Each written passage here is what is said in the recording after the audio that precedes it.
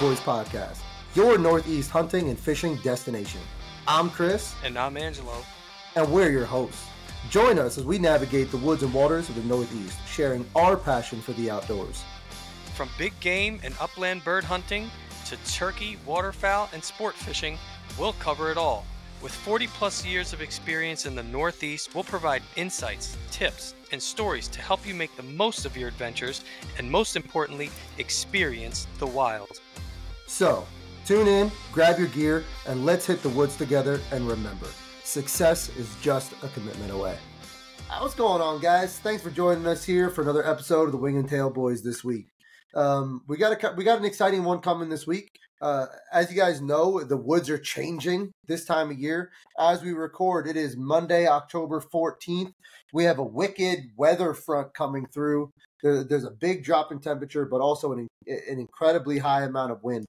So our goal for today is to kind of talk through our last week, what we've been seeing in the woods, successes and failures.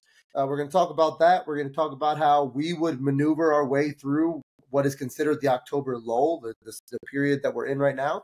And when you make it to the end of this episode, one of us is going to share a big buck down story for New Jersey, first buck of the year for the Wing and Tail Boys. So with that being said, how you doing today, Ange? I'm doing good. Started off the day a little rough. Was meeting my dad out for a morning hunt, and I was running a little late. Set my alarm for PM, classic PM alarm situation, and we got got into a tree, kind of got everything going, and then we had a couple of issues kind of run us off course. One of the things I want to speak on, and I'm going to be releasing some videos this week coming up. I'm going to just finish up some editing, and then we're going to start releasing stuff to the YouTube video. We're going to start getting everybody used to kind of migrating there after they listen to the podcast, or migrating over here after they listen to one of our videos. But I give a lot of respect also to catching the people us on a video, like watching us on YouTube, because sometimes we're going to be showing stuff on screen during a podcast. Our goal is to air a video podcast with the audio podcast. Everything is going to be getting improved little by little. Absolutely. So sorry to cut you off. Stay tuned. No, it's cool. But I give a lot of respect to the people self-filming. There's a lot of people out there who only post successful hunts, and then it looks like it looks easy. I don't want to discourage anybody from starting. If that's something that you thought about doing or thinking about doing, definitely do it. The end result will be rewarding, I promise you. But it is difficult. I'm having a little bit of trouble with my setup right now. Some of the camera gear that I have, I'm having trouble because the cameras, for the people who listen to this podcast already, they know that the first camera I had ended up getting shot. That was the first thing I shot on camera this year. That was my camera itself. But now I have invested a new camera. Buy once, cry once. I bought a new camera. It's a little bit more expensive, and it's a very good quality camera, and I like it. The thing is, I'm babying it, so when I get up into my tree, I get my stuff set up, but the thing is, my camera's on top. But I have to set everything else up on my tree before I put the camera on. And then when I take my camera off to pack everything back up, I don't want to shove it at the bottom and then get crammed. So I am always stuck with it in my hands. So I'm going to have to find like some sort of different, I think I'm going to just come up with like a different carrying case that can be attached to my backpack. That I can keep the camera separate so that I don't have to worry about it being in my way when I'm setting up. I had a little bit of incident today where I was, kind of fumbling around with having the camera in my hand, and I was trying to put the platform on the tree, and my backpack got pinched in between my safety line and the tree. My water bottle that I had today, which ended up being a 1 liter glass bottle of Mountain Valley, not to plug any names, but just so you know, it's a big, thick glass bottle, wormed its way out of my water, holder, and it went crashing down on the side of the tree. I didn't have my bow pulled up yet, and it smashed right on my bow, right on the sight, right on everything. So, I'm probably going to have to take a couple shots now, just make sure it's still sighted in. So it's just little things like that. I haven't really had, He's saying is his water broke. Yeah, my water broke. I popped my cherry, broke my water, all those things. all at once. So, we've had a lot of, I don't want to say we, because, I specifically have had a little bit of trouble getting used to the camera. My first deer was, we ended up harvesting that deer, the one that I hit the camera. It just deflected my shot. I was actually able to still get a lethal shot on that deer. And then the doe that I had shot was at last light. So, I mean, it was like I had already packed my camera away at that time, thinking I was just going to get down. I actually wasn't even going to shoot it. And then I couldn't hold off. I ended up just shooting it. It's a nice piebald deer. It was like a unique thing. It was like I couldn't pass it up. So, we're really going to be looking to kind of get more interactions on camera, but we're going through the learning curve. Yeah, you gotta slimline your process a little bit. Yeah, but I said it. I think it's a rite of passage. I feel like, you know what I mean? I've seen other people who film, make mistakes. They've been forthcoming about it. I've also heard them talk about how difficult it can be. And you listen to these podcasts, you listen to these videos, you watch these videos, and you think that you're not going to make those same mistakes because you've seen other people make those mistakes. And even though I've tried to avoid them, I'm not going into it ignorantly, but I'm still having some of those same troubles. So hopefully it's just a rite of passage, and then we kind of iron all the kinks out, and then we kind of just it becomes second nature, and it's just easy going forward. I mean, I kind of fell into that too. It's really easy to watch. Everyone's been a critic at some point, right? So you watch a video on YouTube and people say something's tough, and you look at it and you're like, nah, that doesn't look all that tough. I could do that. And I did the same thing when it came to filming in the tree. For those of you who have been listening, and Angelo, I've started filming not quite at the beginning of last season, towards the end of the season. Before that, I started toying with filming. So last year was the first full year I got in, and I feel like other than the setup, like, getting the arm in the tree where I want it, and other than that, I have found that the filming aspect of it hasn't given me too much trouble. If anything, it helps me stay in the woods a little bit longer. I'm able to film, squirrels. I'm able to film birds. Even if I can't shoot a deer, or it's a deer that comes out that I wouldn't shoot, I still find myself shooting it with the camera. So it just adds another aspect of something to do in the woods. And once you get through that initial setup aspect of it, then I think it gets a little bit easier, I guess you could say. Yeah, I mean, that's what we're here for too, right? We're here to be a learning platform. We want to show people what it's like as an average person, as someone who's looking to start new things in the hunting world, what it's really like, right? We want to show the right side of it. So, I told people, look for my videos. They're going to be coming soon. There's going to be a little bit of that in there, right? It's going to be a little bit of that raw realism where we're showing you these are the things that happen, and it's not always perfect. Right. Now, if you don't want to plug brands or anything, I mean, that's up to you, but just give the listeners an idea of what your setup looks like. As far as, obviously you have climbing sticks, we don't have to get into that, but once you get to the top, what does your platform look like? What does your saddle look like? Where are you putting your tether? What kind of issues are you running into when you get to the top of your sticks and you start to set up? Like, what does that system look like? I wouldn't say I'm a budget hunter, but I'm on a budget kit. Like, that's just what it is. I'm going to be honest with you. The saddle is just, I would plug it if I knew it. I don't hate the saddle. It's just, I don't even know the name of the company.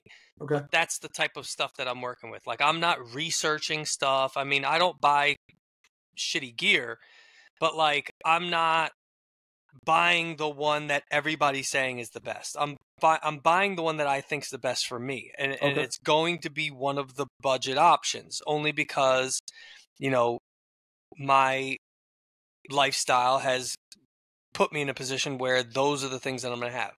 I would like to spend money on better gear, but I choose to spend my money on better quality items in other aspects of my life.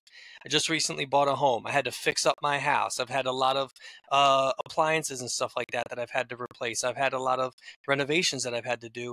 And my living situation has taken priority over my hunting equipment, even though I've switched my hunting style and my tactics. So I've got a saddle. I've got sticks. They're not top of the line. I do like the cam system. You've expressed your enjoyment and I switched, baby. I put those cam cleats. You like the cam system. My sticks are probably heavy on the heavy side, but they are on the more on the convenient side in how fast they are to set up and how easy they are to use. So I'm okay with the weight. My saddle platform that I stand on is, I mean, as small can get. And that doesn't necessarily mean it's light. I would have to maybe compare to other setups, but I would assume that it's pretty light. It's pretty rugged. It's got a nice texture to it. You don't really lose your footing. The only thing is, I mean, my whole foot doesn't even fit on it. Okay. Anywhere. If I'm sitting directly in the middle, front to back, my foot does not fit on it fully.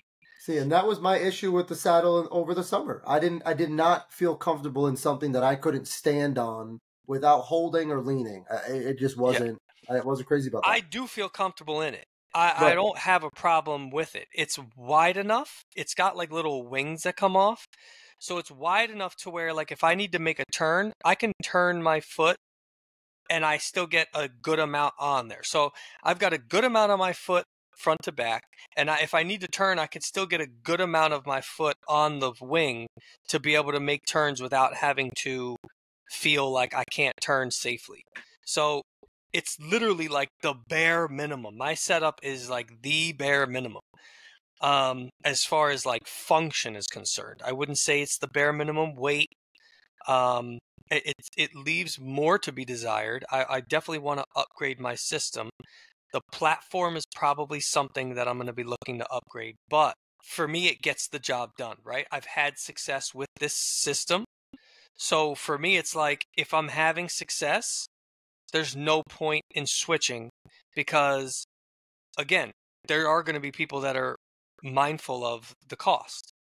I'm not necessarily mindful of the cost. I mean, it's not like something that's going to keep me away from it. I don't mind going and spending a little bit of extra on a quality product as long as I know, like, okay, this is the priority for me right now.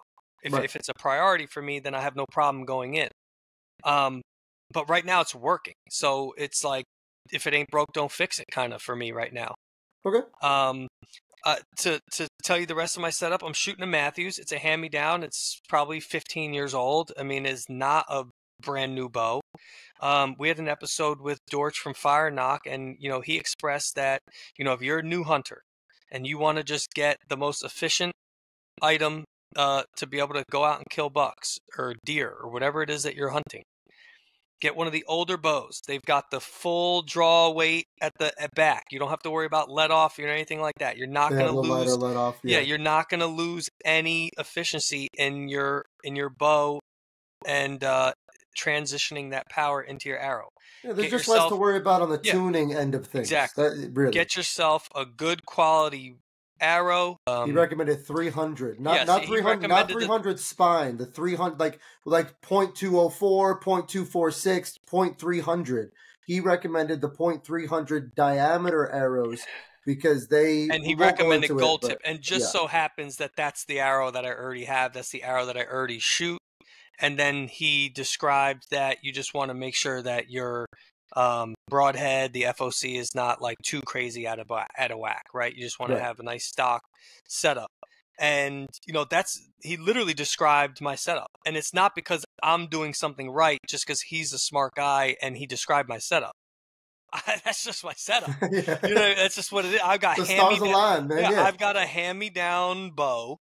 And that's not the only tool I use. I've used crossbow. Last year I used a crossbow during the bow season. I've used compound bows. I've used muzzleloaders, shotguns. I've harvested with all different types of tools.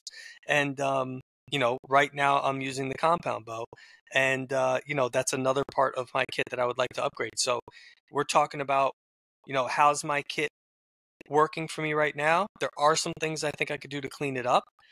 I'm okay with it. I would say priority for next season would be bow.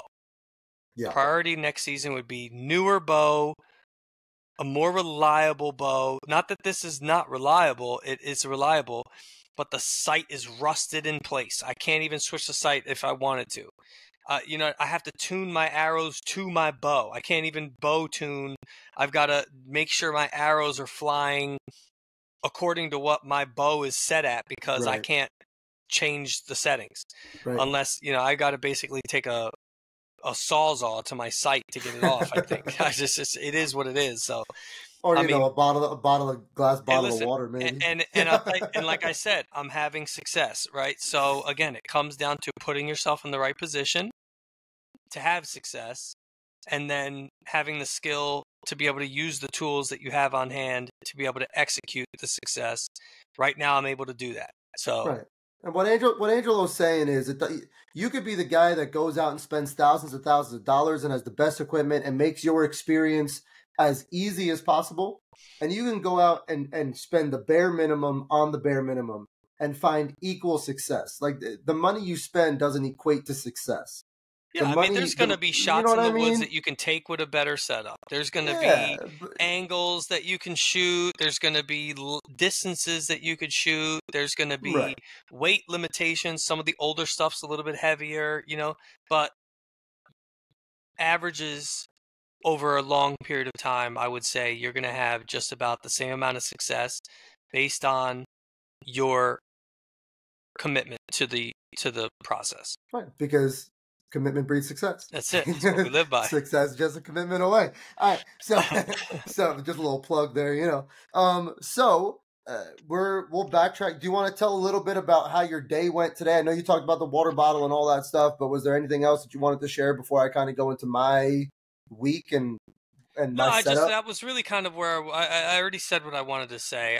The more time goes by, I feel like the better it's coming out, because I even have on my camera right now, which I'm probably just going to delete, I have a whole rant of in-the-moment emotions, which maybe I'll post it just so people could see, like... Raw, man. Why not? It's raw, like, you know what I mean? But it's like, I don't know.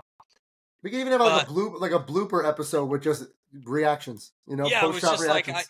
my real main point was that it's harder than it looks. It's harder than people make it look. Mm-hmm. And to the people who are doing it with success, I regardless of if you're showing the failures or not, I give you props, because I know how difficult it can be to get success having all these obstacles in your way. Yeah. Now, Angelo makes a good point. Recording it's not the easiest thing in the world. It doesn't have to be the hardest thing in the world. The bigger your camera or the more camera equipment you have, the harder it's going to get. But if you're just someone who wants to document what you're doing, you want to throw like a little GoPro on your bow, like it doesn't have to be complicated. You know what I mean? You can make it as in-depth or as simple as you want to. Now, my system is somewhat similar to yours. I am running a saddle. I'll go ahead and plug a company, and XOP, if you're listening here, I love your stuff. I really do. Anyone who's just getting... you've put me onto a couple XOP products that I like as well.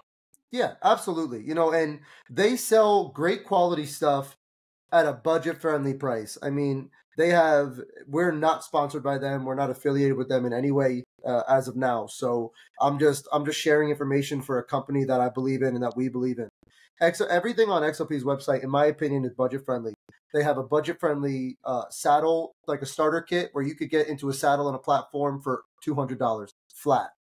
They have a run and gun setup with stands and sticks, which gets you up a little bit higher. I think it's like in the $400 or $500 range, but it's literally everything you need to throw on your back and go in the woods and hunt. What I'm using this year is I upgraded to the retrograde platform. I got rid of my Air Raid platform that I had last year. I upgraded to the retrograde. For those of you who have been listening, I've been having some back problems as of late, and I needed to lighten up my setup. So I've gone over to the retrograde platform, which is considered a hybrid system. It is small enough to use as a saddle platform, but it's big enough to use as a regular hang-on, sit and hunt type of deal. Those of you who listen to our very early episodes, Angelo and I got in the woods late summer this year, and I tried out the saddle for the first time at height. Before that, I had been in the saddle maybe like 5 feet or whatever. And when I tried it, I got up and I was able to get up in the tree, lean back okay, and I was able to go to my strong side just fine. But when I had to turn around and put my back to the tree and kind of do that, under the bridge seatbelt thing, I did not feel comfortable turning around when I didn't have a firm footing under me. So because of that, I sold my saddle setup to buy the retrograde. And as soon as I got the retrograde, I regretted selling the saddle instantaneously. So I went out and bought the exact same saddle again. So I'm using the XOP retrograde platform with the XOP Mondo saddle. What I love about this saddle, I will be honest, they do have some exposed metal. So, you want to wrap it up or tape it to like silence that up a little bit. Not the biggest deal in the world. It does kind of ride up a little bit. It is what it is. But for a starter saddle, for someone just getting into it or someone that wants a hybrid saddle that has like the shoulder straps along with the saddle, so that way you could use it for like a regular hang-on harness or a saddle, this is a phenomenal saddle in my opinion. All of those entry-level saddles are going to ride up. Just for people looking to get into saddle hunting, it's going to ride up, just depending on your position. I mean, obviously, the more comfortable you get in the tree, you'll be able to kind of sit down into the saddle, bend your knees a little bit, let the safety line out, and then you can kind of sit. Then you're probably going to run the risk of your knees hitting the tree, so you're probably going to want some knee pads or something. Just a quick plug, I went to Harbor Freight. They sell like a pair of $3 knee pads. They're literally just styrofoam and a strap that goes around your knee. I just stick them in my pack. They're bendable, they're pliable, they kind of just go right back into form, and I just use those, and those are fine. Okay. Yeah, I actually had a pair of knee pads. I brought them in the woods on my very first saddle sit. I think it was Thursday after work.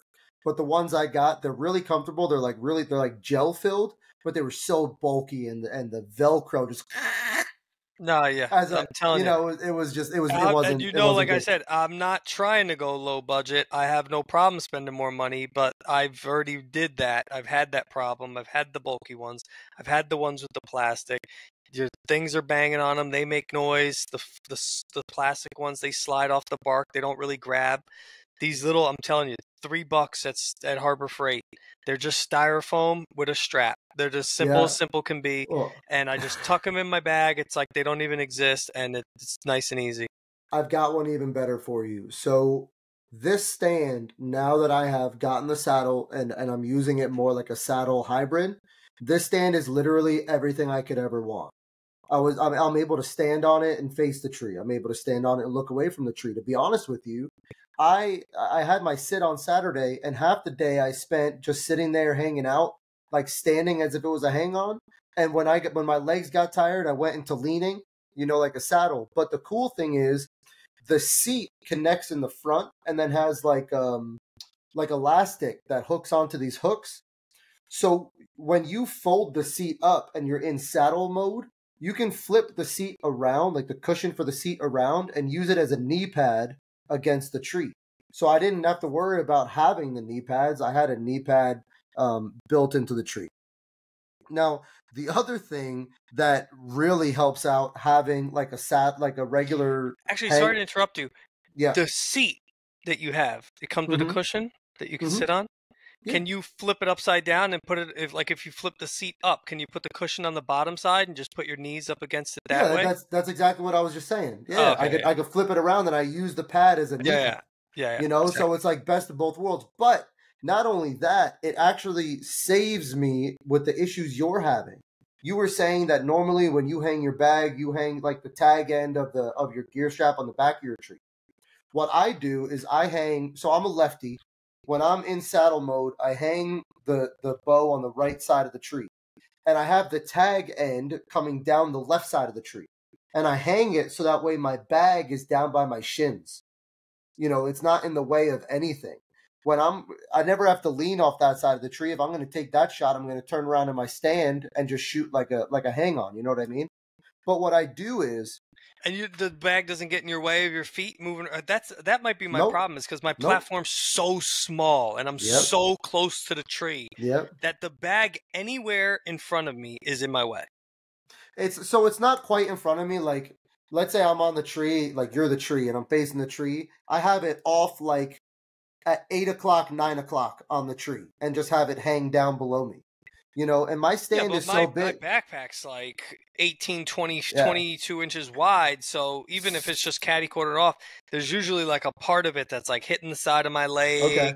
I got you. So I actually just changed bags. We'll talk about that in a second. I changed them last night for the better, in my opinion. Well, one of the things that I've been doing, and you've touched on this, I don't know if you touched on this podcast, but you said that when you climb trees, you like to have like a cluster of trees, or like a tree that V's, or like a tree that has. That was on the first version of this podcast the whole thing that we had to re-record. Yeah, exactly. Yep. Guys, like we said, it's hard. It's not easy. There's technical issues in all aspects of this.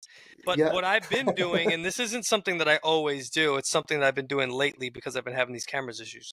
But I've been trying to find two trees that are next to each other. And I don't care if the other tree next to me is like 2 inches around. Just anything to where I can maybe put my bag on a completely different tree. So I wish I had thought of this earlier. I actually need to bring 2 bow hooks in the woods with me from now on. And I'm actually gonna make a note of that and explain to you why when I get to my story. But anyway, so not the other great thing about having the seat when I climb up, right? So my stand has to be on my back. When I climb up my tree, my stand is on my back. I hang my first stick. We've talked about this in the past, so I'm just going to burn through it. I hang my first stick. It's got my triple aider on it. So I got 3.5 feet of aider plus the 1.5 feet of my stick. So I put that one up. I hang the rope for my second stick on my first stick. I climb up my first stick, grab the rope, hang that second stick, and then I have my third and my fourth sticks on my hip, which I found in the last 3 or 4 sits, with only 3 sticks, I'm getting my feet at 15 feet. My head is at 20, 21 feet. I don't even know if I need my fourth stick anymore, but that's neither here nor there. Now, when I get to the top, I hang my stand, I put my tether, I attach myself, I get up in my stand. Now, since I'm using a regular tree stand, like a hang-on style stand, I have a seat. When I climb up, I pull my bag up, I sit my bag on my seat, and I hook it to my gear strap. So if it falls off my seat, it gets caught. Last year, I had my bag fall completely out of the tree with my camera in it. So I learned my lesson. That'll never happen again. And then I pull my bow up and I hang it, on the side or whatever. Now I get to setting up. I used to pull my bow up last, and you and I talked about that, and you're like, you're fucking crazy. You need to pull that bow up first, have that in the tree ready to go, and then deal with your bullshit later. So I started doing that.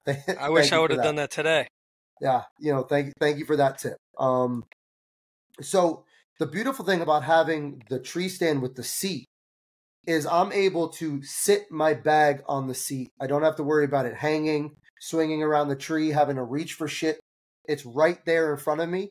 And since it's on the seat, the top of the bag is like just underneath my chest. So it's at like the perfect height to do what I have to do with.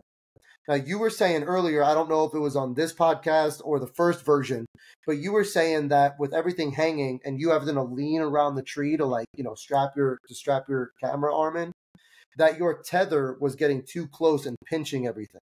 Mm-hmm. I don't have that issue because I'm just standing. And when I'm first starting, I loosen up my tether so that way, I have the slack in my rope to do what I have to do. You can't do that because you can't stand on your platform. You have to be. I mean, I can stand on my platform, but I can't with the bag in between me and the tree. Right. So that in my opinion makes the hybrid style stands. Doesn't even have to be an XLP. There's other people out there that make them. I just happen to be partial to the XLP one because it's the one I've used, but that works out phenomenal. So my issue is since I spent so much money on this camera, I'm not using like a camcorder. I'm using a legit point and shoot camera. And hey Hunter, how you doing, buddy? My issue is that I don't trust anything other than a ratchet strap to hold my camera on the tree. So I'm not using a cam buckle. I'm not using a pull through. I'm not using a cinch rope. I'm using a legit ratchet strap. So that alone, I have to do that very slow and methodical. You know, when I'm tightening it, I have to hold the metal so it doesn't click. And then when I'm coming back to start it over, I have to hold the other side. I just click it. I mean, I've gotten the system down. For the most part, that works out for me. But it is a pain in the ass when I don't get it leveled. I mean, I don't go crazy, but I click it. I just click it. I don't know. Right. Well, the faster you do it, the faster you get over with. I just, you know, I understand that a click is a foreign sound, but. Yeah, you know, and there's different schools of thought. Like you're saying, the faster you do it, get it over with, let the woods die down. That's why we get in the woods so early, right? Well, my thing is I feel like my movement is probably worse than the click.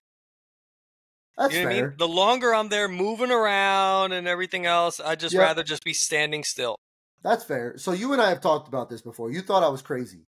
I have 4 pouches on my waist when I climb. I have 2 of the tethered dump pouches, like the nice big ones.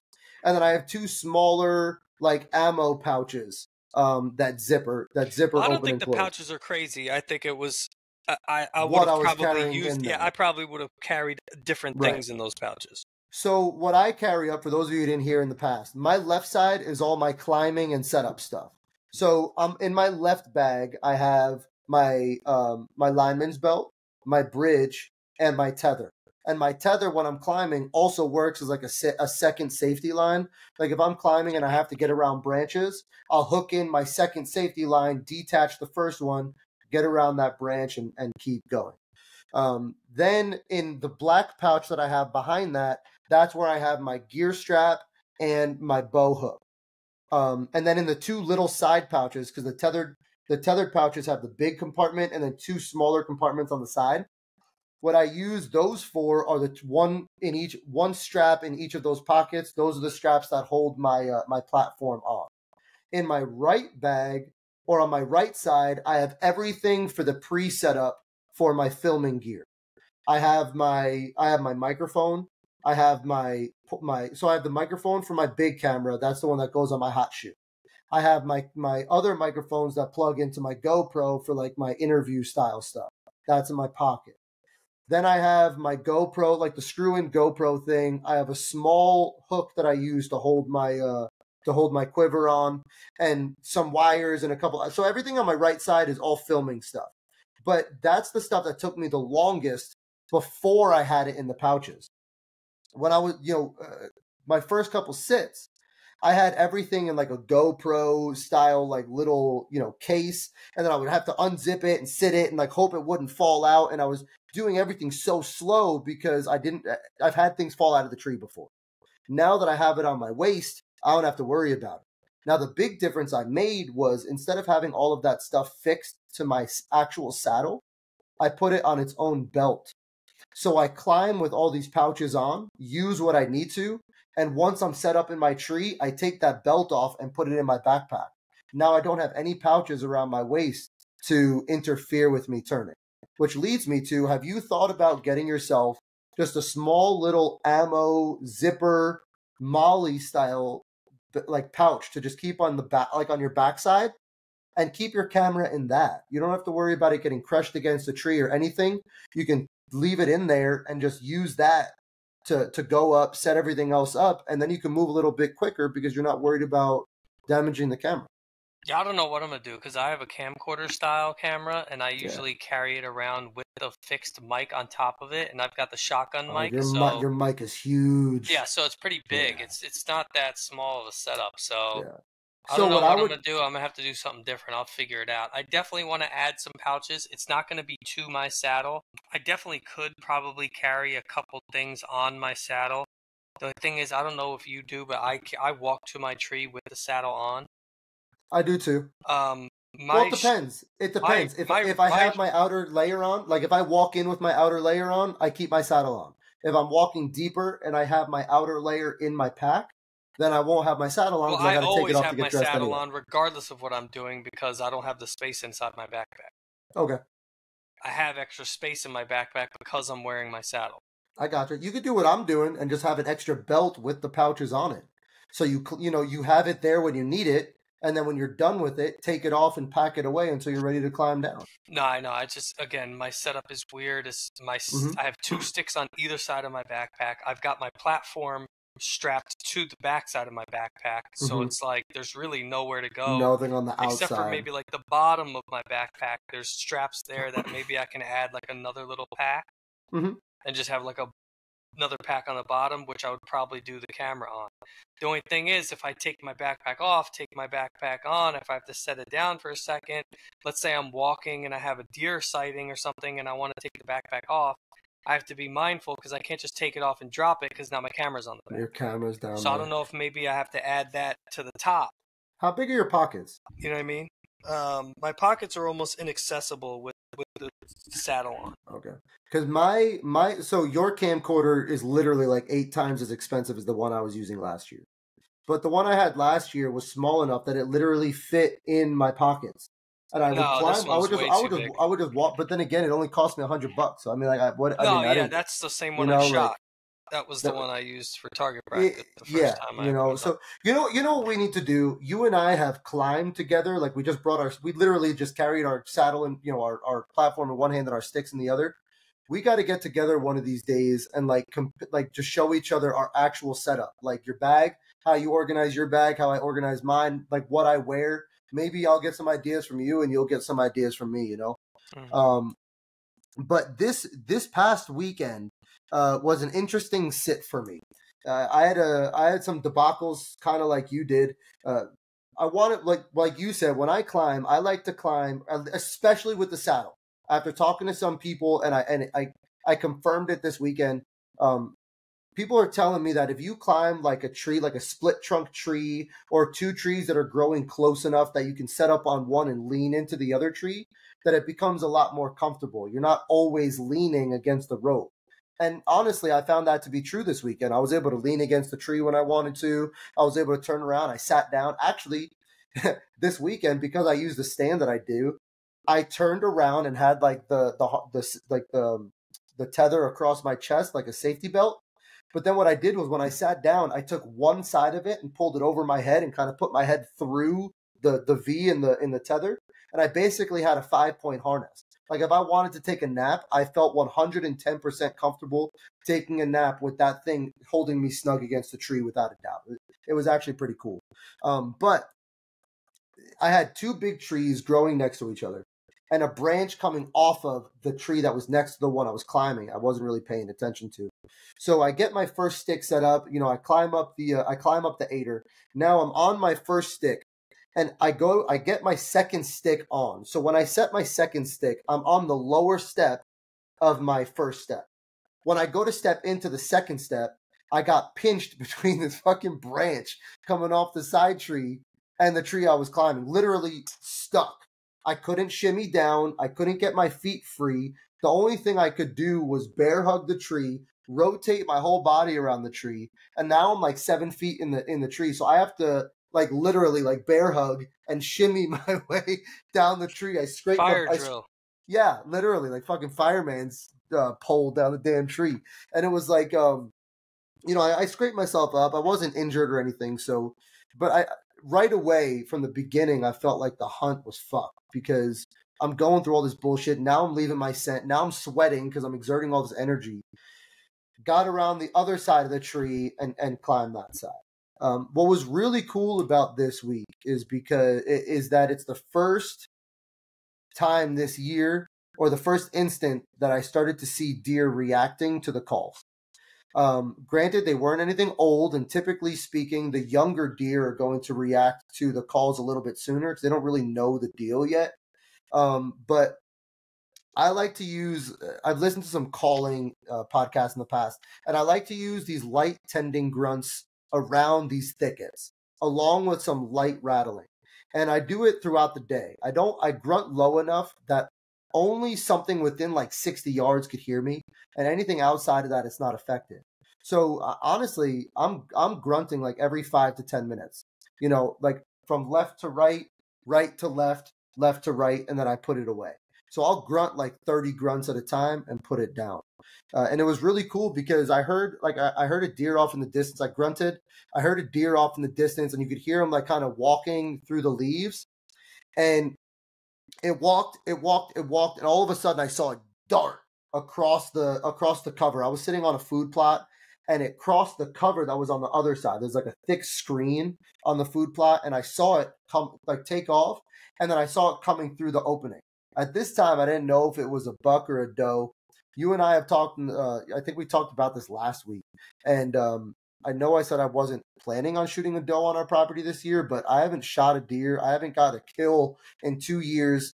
And at this point, my confidence is starting to take a hit. So I decided if I see a doe, I'm probably going to take the shot.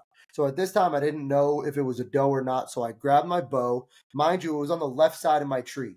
So I grabbed my bow, flipped underneath my tether. Now I'm holding my bow. I'm controlling the camera. I have the tether across my body, and the deer like just comes right out. It ran across, got to an opening, and walked in. I got decent film of this. I think I sent you a video, and it was a spike. So now I'm sitting completely turned around from my bow hook. I can't get my bow back in the tree. I'm working the camera. I wasn't thinking when I climbed my tree. I only climbed 3 sticks instead of 4. So when this deer came in, I was only maybe 3 feet above his eye level. So when I was controlling the camera, he kind of caught me at first and just kept kind of checking up with me. So I couldn't move. I was literally hugging my bow, holding it like, with the grip, holding the grip, and then holding the riser with my other hand. And kind of just like work, like just reaching around like underneath the camera and kind of just like controlling the camera. And then I didn't realize, but a second spike was in the lower end of the field on the other side of my tree. So it was really cool to see the 2 deer kind of react to those calls and to get that confirmation that I'm doing something right. The way I'm calling, I'm doing something right. The deer are starting to pay attention to some of the mock scrapes that I've made. So that's a bonus too. So it seems like that pre-rut, I guess you can call it the pre-rut, like that very first instant of rutting activity is starting to pick up, which is really, really cool. But I wish I had a second bow hook because the way I was sitting, I had the tree I was climbing. Off my right side was the tree I was leaning on. And then to my left was another tree that was maybe like 3 inches in diameter. So if I had another bow hook there, once I realized it was a deer I didn't want to shoot, I could have hung my bow, not had to worry about holding that, and gotten into a much more comfortable position to kind of just work the camera.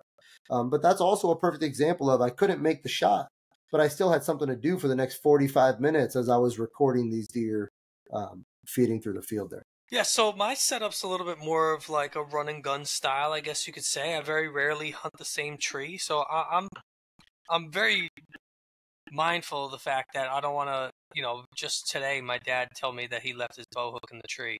You said you've done it a couple times. I've done it a couple times. Yeah. That's the problem with putting in so many different things. It's like, then you forget one. It's like, oh, I got to go back to that tree. And it's like, if I go back to that tree, I might as well hunt that tree. But and I think from revisiting spots, which I don't like to do, even though I've done it in this season so far, but we'll get to that in a little bit. Yeah. Real quick, I think that goes to, and I think that it goes to what you and I are both talking about, trying to situate for ourselves, is having a system, right? If every time you get up the tree, you set up everything in the exact same order, and when you break down in the exact same order, I think that's when you really stop forgetting things. Like if you know that there's a checklist in your brain that you need to go through, and you just do everything in the same order. My problem is for the last 3 or 4 years, I've been changing everything up. I've gone from preset stands. Well, it really went from a climber to a preset stand to another climber to a hang-on, like a heavy hang-on stand, to then recording, now saddle. Every year for the last 4 or 5 years, I've changed the way I hunt. Yeah, for me, the only thing I've changed is the camera. So that's why I'm having a problem with the camera. Right. But to speak on what you were saying is like to do something like what you were saying is putting the different hooks in different spots. In a permanent tree where I know I'm going to revisit it, maybe like a staple, monarch tree on my property if I'm hunting private property, that's probably something I would do, which you're doing, right? You're on private property in New York, so it's Mm-hmm. something you can think about. But again, for me, it's like I want to, like you said, I want to have a setup that I can have in the same setup every tree I climb, because I'm always going to be in a different situation. So, there might be some days where I have a little bit more luxury of having a tree to lean on or this or that, but for the most part, I'm trying to find a way that I can make my setup something that is repeatable. And the only thing that's limiting me right now is the fact that the camera's the one thing I'm not putting in the order that it goes in, that I need it, Mm-hmm. and the order, you know what I mean? Yeah. I'm putting it in last, and I'm taking it out first, even though I don't need it first, and even though it's not the last thing I need to pack. So that's the one thing I'll have to figure out. When you transport your camera, and then we've kind of beat this enough tonight, so I think after this we'll transition into the woods are changing, because it's kind of what we're here to do today. But when you transport your camera, do you have it in a case? No, it's just in my bag. Okay. It's just in my bag, but I have like other clothes and stuff around it, so it's like padded. It's not. So here's what I did, and I had the same issue as you. My camera is like for anyone who hasn't listened or doesn't remember, I have a Lumix GH5. It's a legitimate, interchangeable lens camera. So my setup, even though I bought it used, it cost me around $1,000, and I'm not trying to drop it. I'm not trying to break it or have anything happen to it. So what I did was I bought a case that is soft on the inside and pretty much hard on the outside. Like it holds its shape, and it protects the camera from pressure. And then I actually took the strap from my binoculars and attached it to my camera. So when I pack my camera in my bag, I keep the camera strap out of the case and then zipper it up to it. So like the zipper is pinching the strap. And then before I take the camera out of the case, I put the strap around my neck. And then I handle the case. If it slips, the case falls, whatever, the camera's not going anywhere. Then I keep it around my neck as I attach it to my camera arm. And then once I have it attached to my camera arm, now I know it's safe. It's one extra step that takes me an extra 4 seconds to put the strap over my neck. But once I have it on my neck, I don't have to worry about it. I don't have to worry about it falling. I feel confident, and I'm good to go. So maybe something like that, even if it's something as simple as, because your camcorder, I'm assuming, has like a hand strap on it. Yeah. Okay, even if you do something as simple as taking a piece of paracord, tying it to that camera strap, and getting just a clip hook and hooking it to your gear strap. So you don't have to worry about that camera falling. You know what I mean? Like I said, I'm just going to have to figure out what I can do. There's probably going to be a billion different things I can do. I haven't looked at it yet. Yeah, a lot of ways to go. And guys, we're going to keep updating you. Like, that's the number one thing that we're focusing on. Like, we're worried about our gear, and we're deer hunting, and we're scouting and doing the whole nine. But the big thing that we're trying to focus on this year is getting our filming skills down. So you're definitely going to hear the updates on that as we go. We're going to let you in on the things that work, the things that don't. We're enjoying it. I mean, at least I am. It sounds like you're, for the most part, enjoying it. Other than the setup, it sounds like you're enjoying it. It's difficult. It adds difficulty to it. I'm not saying that deer hunting's easy without it, but, Yeah, I got you. It's a learning curve. Yeah. There's a learning curve. All right, so let's transition. The woods are changing. Depending on where you are, Jersey, last time I was there was still a decent amount of leaf cover. I don't know what it looks like in the last 2 weeks. Here in PA, the woods are really starting to thin out. And in New York, where our property is, it's even thinner than that. There are still some trees with leaves on them, but there's not a whole lot. So this is the time of year where visually the woods are changing, but everything is changing. There's less cover on the trees. There's less natural browse for the deer to eat. There's more human pressure in the woods now that hunting season has started. And to top it all off, the hormones of these deer are starting to ramp up. So this is that time of year where we start to hit that October lull, or the dreaded October lull, that time of year where nobody wants to hunt. I have my strategy, the way I like to hunt October. I don't know, honestly, if we've ever had this conversation, to be honest with you. So for the listeners, it's going to be a virgin conversation. We didn't get to this part in the last episode, so I'm going to let you go first. I've done a lot of talking for the last few minutes. So why don't you go first, because then we'll lead into the next part of it as well. Okay, all right, I'll keep going then. So Especially if you're hunting big woods, deep woods, the pressure aspect of things doesn't really affect you as much. The deeper you get into the woods and the mountains, the less human pressure you're going to find, and the more consistent, I guess you can say, things stay. The big thing is deer need cover. They need cover, they need food, they need water. Those are the three things that they need to be comfortable and to survive. So and they don't need water like we do, just to clarify. They do get a lot of their water from the vegetation they eat. The thing is, as the seasons go on and there's less water to be gained from their diet, that changes their need for water. So they actually drink a little bit more water a little bit later on. In the springtime, they do like to have some water. Obviously, they're going to drink some, but just for the new person out there, they don't drink water like we drink water. Sure. Absolutely. So my thing, especially because of the places that we've hunted, we've grown up hunting, and that we've hunted more frequently in the last few years, the places we hunt are very, very hunter pressured. So if you're someone who's hunting high pressure areas, this is the way I like to tackle it. You got to put your boots on the ground. You got to see where the deer are going. You have to set your expectations. You can't sit somewhere where there's no deer sign and expect to see deer. So number one, you got to set your expectations to reasonable levels, and you have to put yourself where deer are. Now, my big thing is you got to put your feet on the ground. You got to do some scouting, and you have to see where that human pressure is. Angelo, you did it today. You drove around that area where we like to hunt in Jersey and kind of made a mental map of where these people are parking. We're not hunting there. If people are hunting, if people are parked in these places, chances are we're either not going to go there or we're going to use it in the way I'm about to explain. The more pressure a deer has, the more cover it needs. I'm a firm believer that deer don't leave. They just find a way to maneuver around you. I mean, think about it. That would be like saying somebody broke into your house, so you're moving and you're never coming back. Maybe some people react that way, and I'm what? I probably am moving. No, you're not. No, they're not getting in first. Yeah, but if they did get in, I'm probably like, you know what? This neighborhood is crazy. I'm getting out of here. Yeah, and I would look at my wife and put my foot down and be like, "Nah, they ain't running us out." Nah, so it's like, you know what? That's a great example though, because deer are going to be a little bit different. Some deer, they're going to go, they're going to leave and they'll come back later. My personal belief is that the majority of deer live where they live and they find a way to work their way around and survive. There's a reason why 4, 5, 6-year-old deer are that old and are seen in the same place every year during hunting season.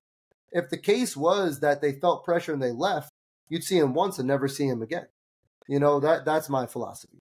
So here's what I would do if I were you. The best time to scout for this is in early spring. Late winter, early spring, before the leaves start growing in, preferably in snow.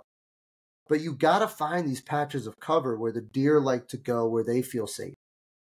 If you could find these patches of cover where deer like to be, and you can identify where these people are and mark both on a map, if you can figure out where the cover is, where people aren't, that is where you're going to find success.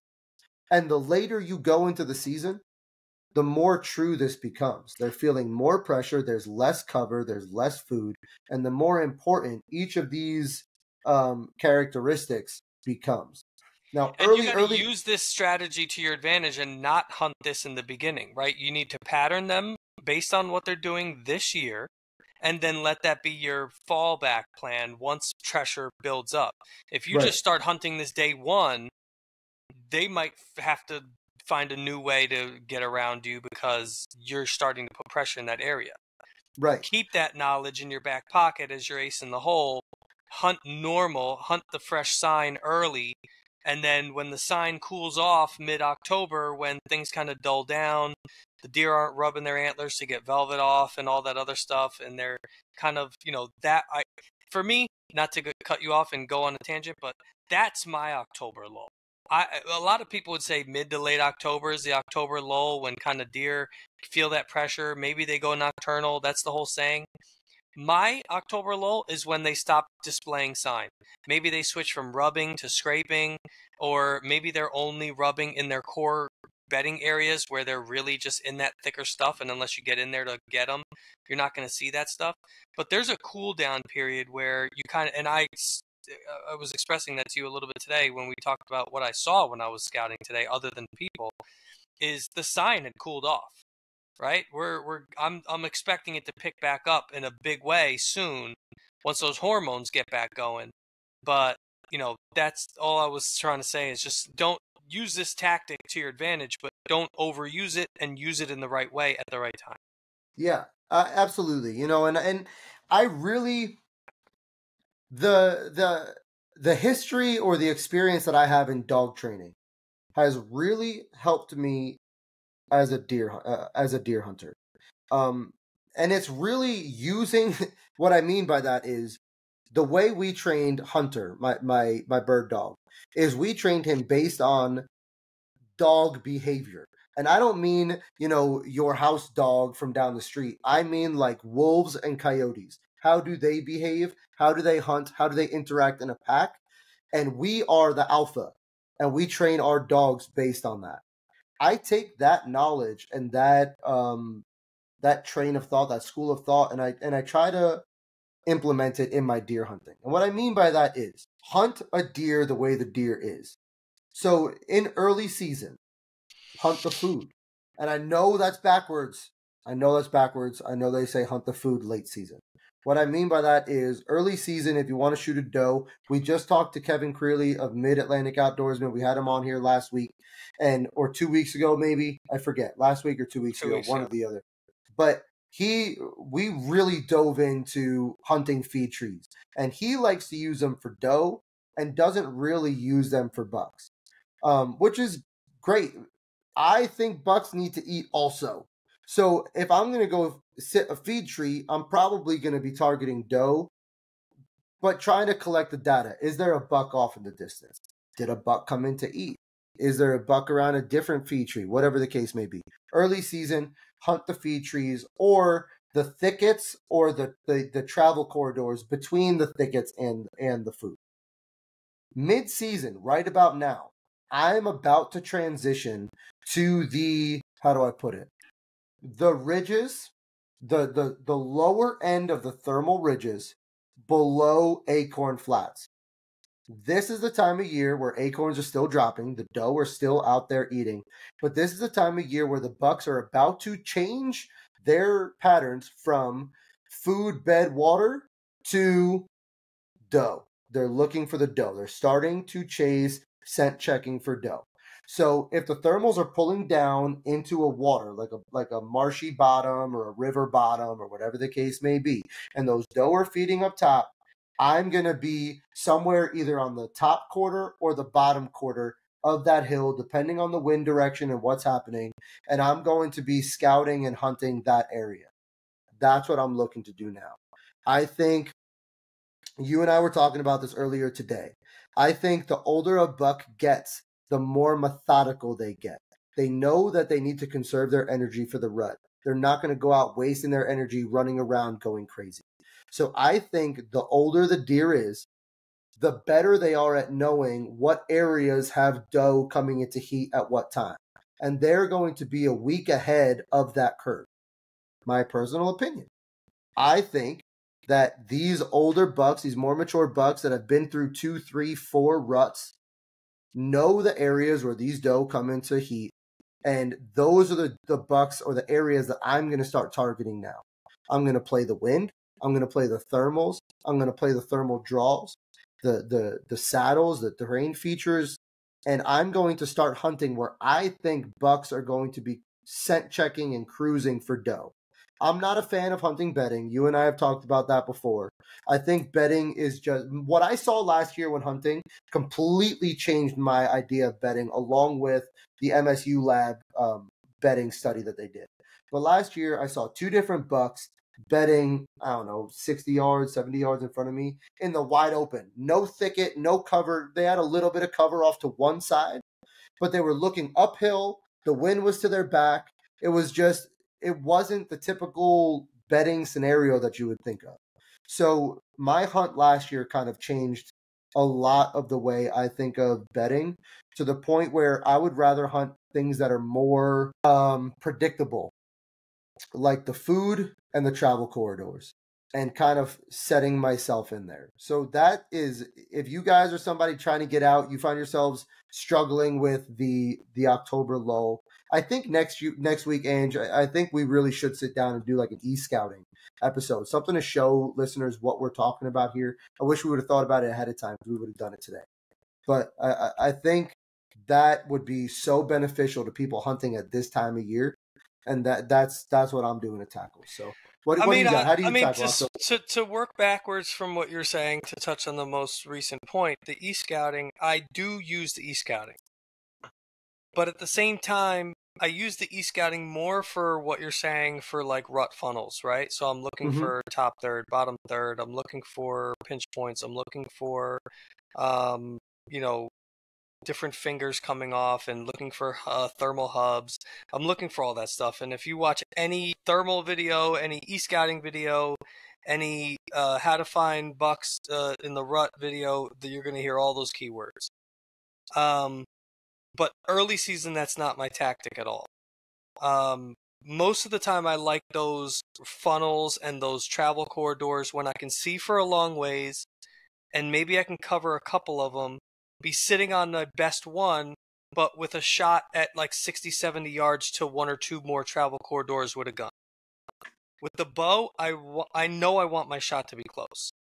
Will I take a farther shot? Yeah, but I don't want to. We know that most of our shots, the high percentage shots, are going to be from 30, 35 yards at the most and in. No one's really going to want to shoot past 30, 35 yards. And it's really just more for arrow efficiency more than accuracy. I think a lot of people are capable of being accurate longer distances. But with the different variations of low light conditions, different elevations in the mountains, maybe the position of the deer, whether it's quartering to or quartering away, the shots can just be so much more unpredictable a little bit further than 30 yards. So I want to be close. And my tactic is way more aggressive. And I agree with you 100% that they don't bed in the most predictable areas, and they don't bed in the same areas all the time.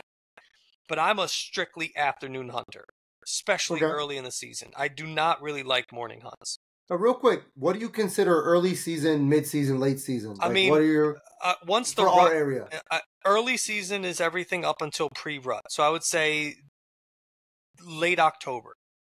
Okay, so everything up until late October. I'm trying to basically until daylight savings. Let's put it that way. Once we get to daylight savings, then I kind of, again, most of our hunters are going to be weekend hunters. They're going to be spending most of the day in the woods. So this might not necessarily pertain to that. If you like the style that I'm talking about, you're going to have all day on Saturday, so you could do whatever you want. You could do like a low pressure sit in the morning, and then you can do a little bit of scouting midday, and then you could set up for a nice night afternoon sit. But there are the ability for people to get out of work during the weekdays and go into their closest spot, maybe near where they work, and they can get a couple hours worth of hunting in before they have to go home. That's me this year after work, and it's only until daylight savings. I think once daylight savings hits, it's going to be too soon. So you're a teacher, you get out a little bit early in the day, you can get out. There's other people, even if you get out at 5 o'clock, early season, especially like the first week or two, last shot's like 7:30. I mean, you've got 2.5 hours to find yourself in a tree and get there. And, if you've got a deer pattern, there's plenty of time. So for me, I'm looking for that. I want to find the fresh sign. And again, that doesn't mean that just because you found a rub, you're going to see a buck. That doesn't mean that just because you found scruffed up leaves under a feed tree that there's going to be doe that come back to that tree that night. You're going to have misses. It's going to take time. Not every single hunt is going to provide a harvest animal. I do believe that the more mature bucks are a little bit more patternable in their bedding. I think that does sit bedding in satellite groups where they can have maybe 4 or 5 does facing a different direction. Different directions, yeah. Yeah, they can have an area where they're sitting out in the open. Younger deer that are being pushed out of the best bedding areas from the more mature bucks are going to have no choice but to bed out in these unpredictable areas. Maybe they were bedding down in the thick, and then a big mature buck comes in and says, get out of my bed, and he pushes him out, and then he's just forced to just go sit out on the outskirts of the thicket and just kind of sit with the wind at his back and just overlook maybe just like a little ridge or something. Right.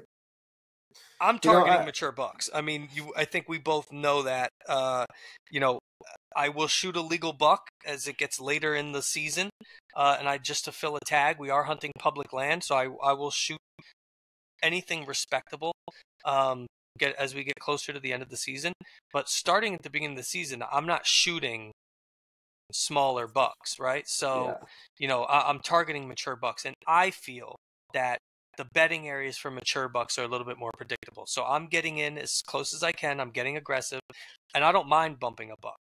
I'd rather bump him and say, I know he's there, right? Because I told you today, there were some things that I saw that were sign. I just expressed to everybody, it wasn't necessarily fresh, but there was sign that a buck was in the area. I don't know if he's dead. I don't know if he's alive. I don't know if a hunter killed him already. I don't know if he got hit by a car. I don't know if a coyote got him. I don't know what happened. But, so I have no problem bumping a deer if it happens. Right. And I just want to make a quick point, not to cut you off, but you're saying that you're targeting mature deer. And this year, especially on the private property, especially with posts, that deer that we're chasing that 10 point, I'm sitting spots specifically for him. Yeah. And what I've heard, not anymore. Well, see, that all got fucked up. Yeah. Listen, you had him patterned. Yeah. Fact. We did. You had a 100%. Shot on him. Fact. 100%. End of story.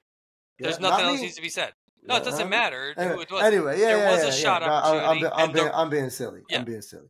But the truth is, what I'm getting at is, the more you tailor your sits and your hunts towards specifically mature bucks, never mind an individual specific deer. If your goal is to target mature bucks, you better be ready to see less deer. And I'm seeing that this year. And I've had to check myself multiple times. I was actually just talking to Joey, our cousin. And the other day I was like, bro, I have been so humbled this year, because I've said it multiple times on this podcast. I have gone 2 years. The past 2 years, I have not had a sit and not seen deer. They might be off in the distance. They might be 100, 200 yards away, but I have not gone a sit in 2 years without seeing deer. A majority of my sits this year, I haven't seen a damn thing. But I'm sitting in funnels. I'm sitting on water, places where I've seen the big deer show up. I'm sitting right on the edge of the food plot where he showed up. I'm sitting on the bottom of ridges. I'm sitting on the edge of thick. I'm getting away from the food and sitting on the downwind side of food. I'm doing everything that goes against shoot a doe early, because we've talked about this before too. I firmly believe that the best time to shoot a buck that's patterned is the earliest in the season.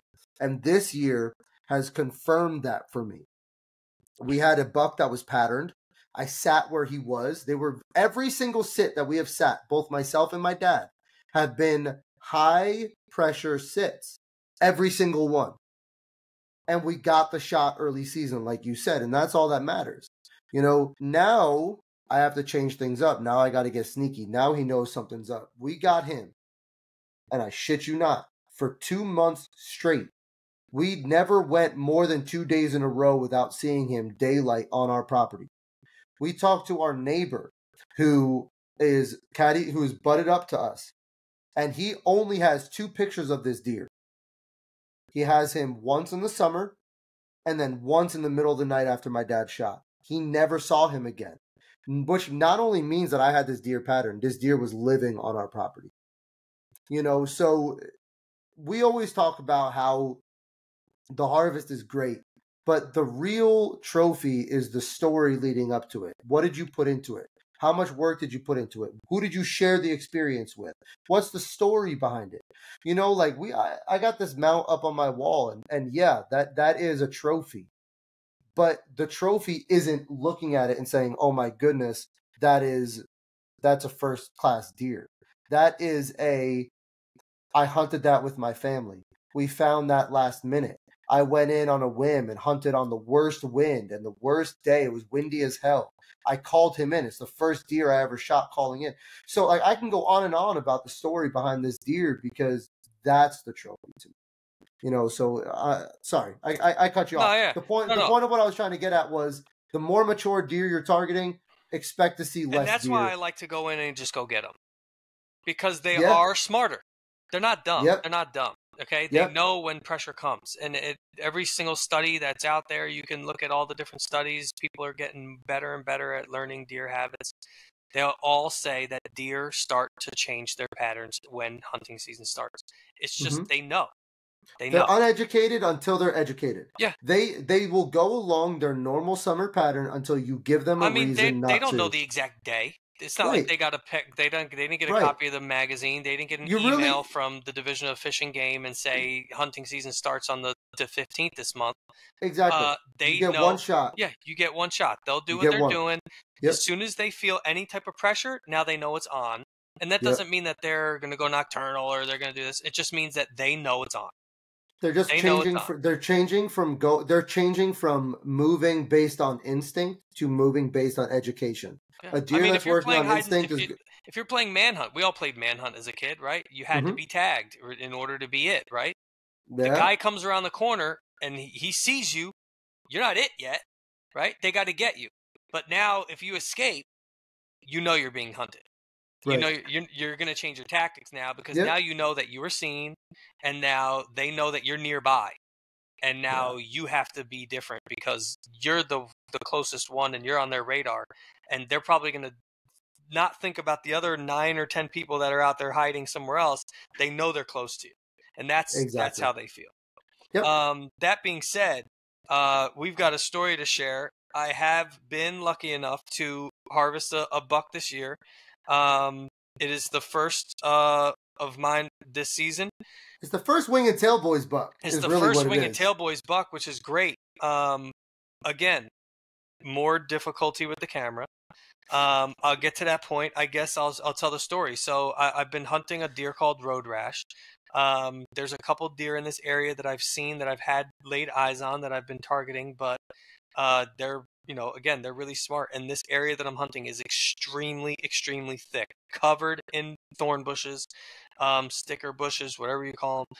I'm sure that there's a scientific name for them, but briars. I mean, you cannot, the briars, you cannot walk through this property really. And there's a couple different, lanes, but, we've got a lot of pressure. We've been, again, I beat this to a pulp. We've been enlisted by the township that I'm hunting in to cull the deer herd, and as a responsibility to them, we have to shoot a certain amount of deer. Between me and the other guy that I know that's hunting the property, we've already shot 6 deer on this property, so we're doing our part. The deer know they're being hunted, right? So these bigger bucks know that it's on. So, I've had to try to find out where I've had to try to find out where they are. And I found this little piece of the property that's kind of like I called it the buck nest. Probably need to tone that down. That terminology is probably a little too misleading for what this property is, but it seems to be a rotating bedding area. It seems like when I found it, I did an observation sit, which is kind of goes against with what I'm saying with being aggressive, but I did an observation sit, and I saw Road Rash for the first time on the hoof during the technically daylight, but it was literally the last 10 minutes of daylight. He came out of this bedding area, and I knew I was close. The next thing I did was probably the first mistake I made. Was I didn't, as soon as I saw where he came from, I didn't move my stand to get a little bit more aggressive. I played it safe, an additional sit.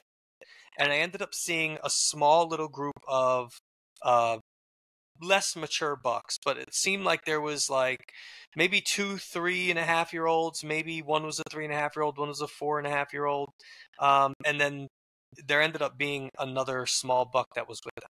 One of the things that you had touched on earlier was, keeping busy by using your camera, and you can do this. What I found though is like I get locked in on sometimes. Some people get target panic, and I'm not saying I don't suffer from it, but I get target distraction. Soon as I see an animal that I know I'm going to harvest, I get too distracted by that animal.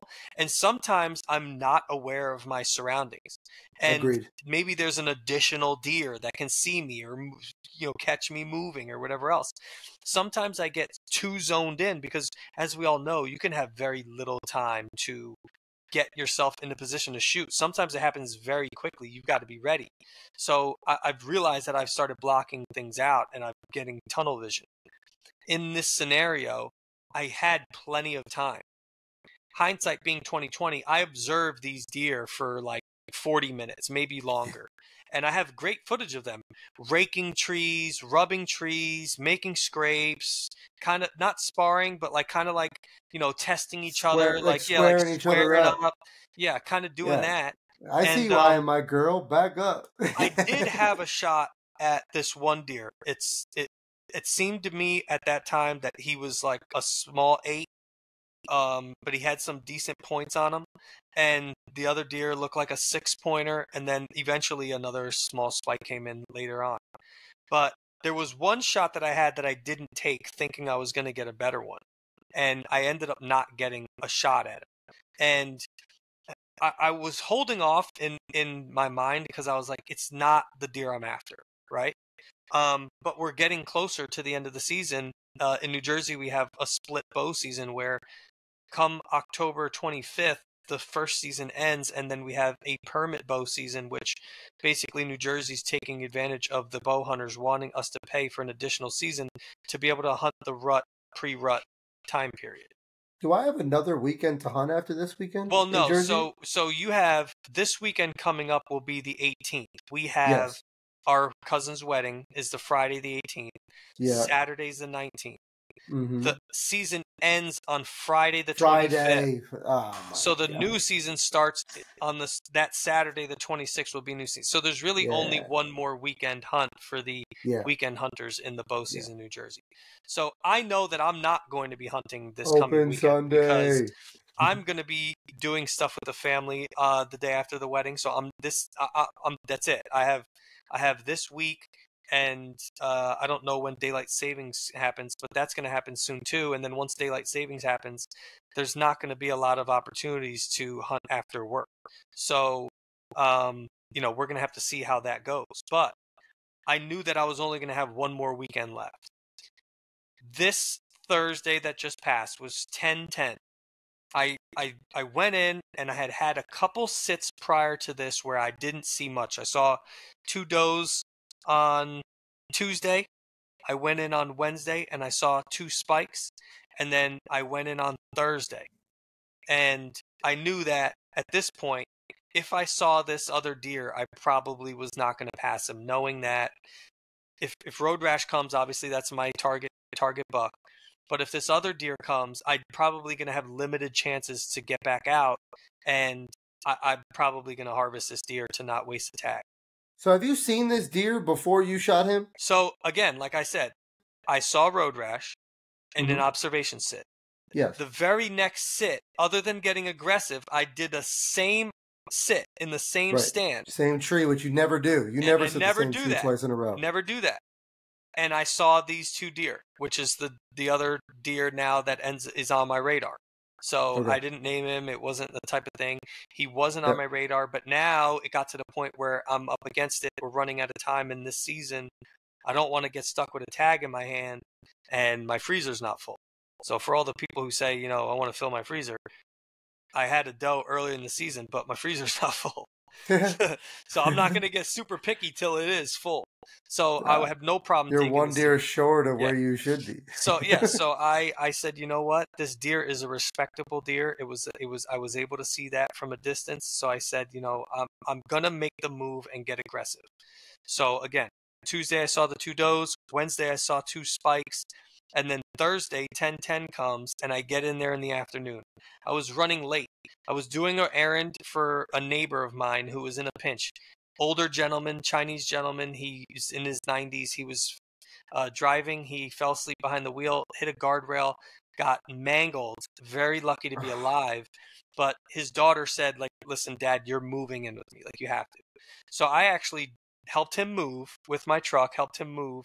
And I was hoping to get back in time, but I was running late.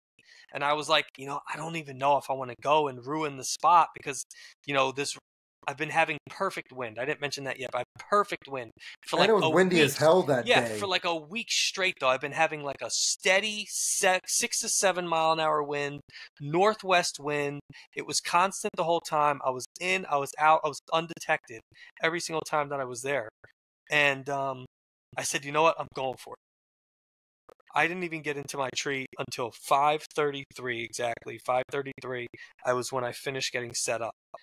And I was like, I don't know if I bumped anything coming in. I didn't see anything get disturbed. So I was like, I'm probably okay.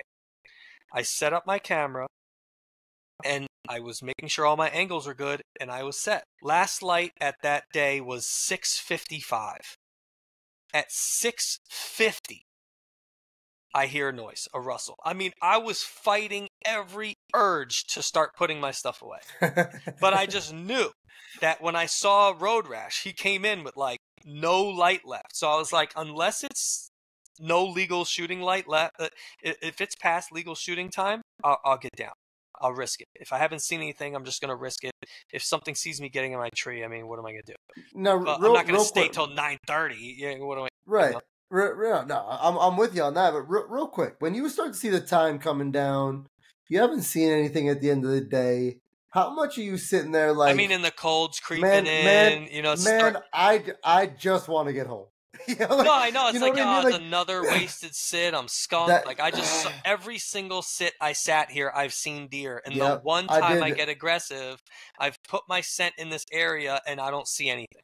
Yep, I did it last year. I went out for my first sit, virgin sit in this place on Great Sign. Found 3 scrapes and 3 different rubs, fresh as hell within the last couple of days. Sat it, beautiful sit, and it was the first time I ever climbed with the camera. And I was like, you know what? I'm just going to come down. It was like 15 minutes left of shooting late. I was like, I'm just going to come down. And the second my fucking backpack hit the ground, a nice shooter buck, like I saw him, I was like, oh my God, I fucked up. I've learned my lesson. I've done it before. Yeah. I had the piebald doe come out just a couple weeks before that. It was last light. I put my camera away. I put my camera gear away, and I wasn't able to get it on camera. So I was really upset.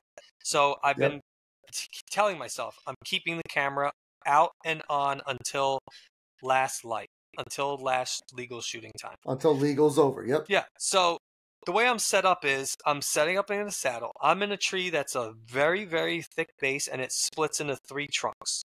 Okay, so I'm in your perfect type of setup. Oh, yeah, I'm on the middle trunk. So I've got my strong shot is over my left shoulder, and I've got the trunk that's the outside trunk is basically to my back.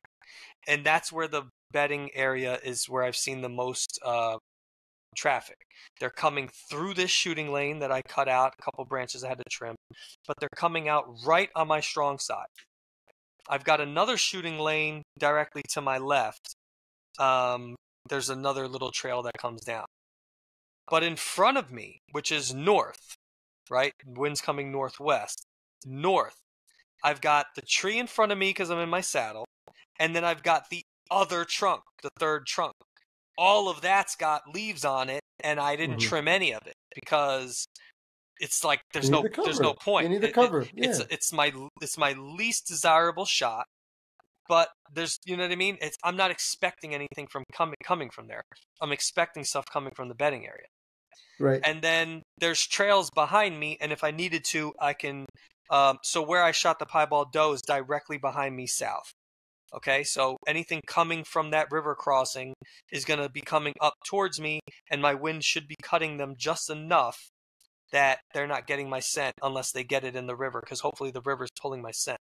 But you know, it's far enough. It's like at 80 yards, 90 yards down that maybe it doesn't affect them. So all the traffic has been coming from my strong side. Every single day. Saw the does came that way, the spikes came that way, everything. 5 minutes. 5 minutes before legal shooting light is up, I hear rustling in leaves coming from the north, which is the worst possible spot that they could be coming from. Yeah. So I'm like, okay, something's coming. I don't know what it is. I'm expecting it to be road rash. I'm thinking it's last light. This is my chance. This is my guy. Every deer is your deer until you see it. Until you see it, right? This is him. I know it. I feel it.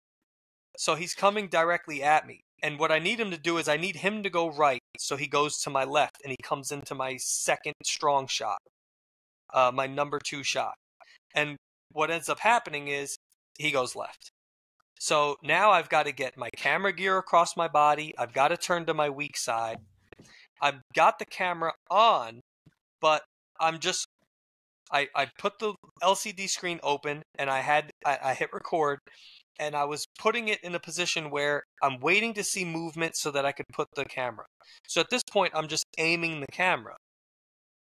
Once I realize he's going the opposite way that I need him to go, I know I've got a little bit more time because he's coming across all of that brush before I can see him again. Right. So I'm getting the camera more set up, and what I realized is SD card is full. I was, beside myself. I really, honestly could not believe that what I was seeing.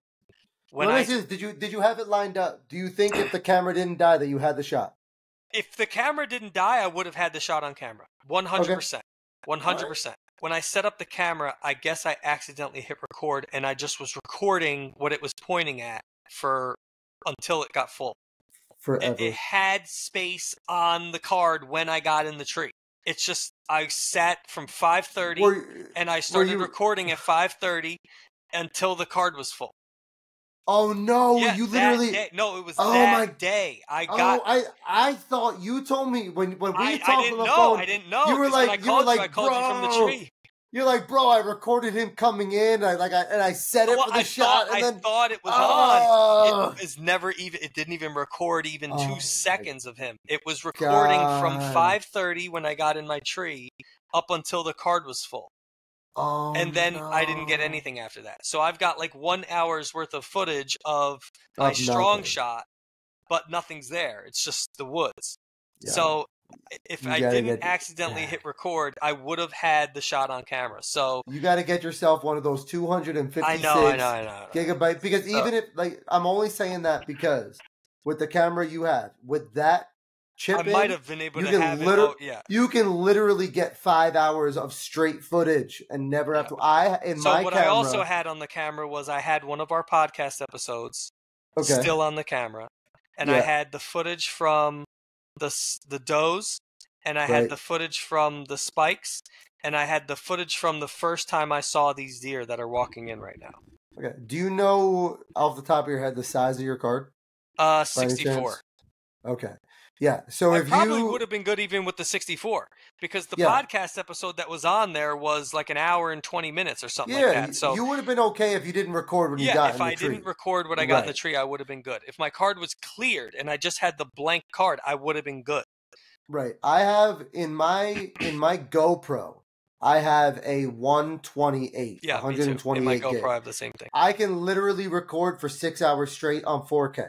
If I put it down to 1080, I think I get like 9 or 12 mine's on hours. 1080, and I have the 128 on my GoPro. Yeah, in my like point and shoot camera, like my main camera, I have a 256 and a 128, and I think I get like 4 hours and 45 minutes worth of recording potential at 4K. I think it's like 60 frames per second or something like that. Like. Legit. I could bump it up to. I don't think that camera takes 5K, but I could bump it up to like 4K, the absolute best quality. But my computers can't handle it. Yeah. So right now, that's really where I was at. So I was stunned. But I couldn't deal with it. I couldn't do anything. Like I was like, okay, fuck. There's nothing you could do with it. What are you supposed to do? Let the deer pass? No, but I know that, right? No. So I know the deer is the most important thing. For me, it's like I want to get it on camera, but I've already told you I'm not passing up deer. So as soon as I saw SD card full, I was heartbroken. But I'd let it go. Like I just stopped. Right. I stopped messing with the camera. I did have the GoPro running because it was last light and because it was to my weak side. I had to turn my back to the GoPro. So it was originally set up to take the video of me shooting, is my personal angle. But anything behind me with the GoPro, sometimes you can still get it. So I was hoping that on my strong side, I might still get some GoPro footage of the shot.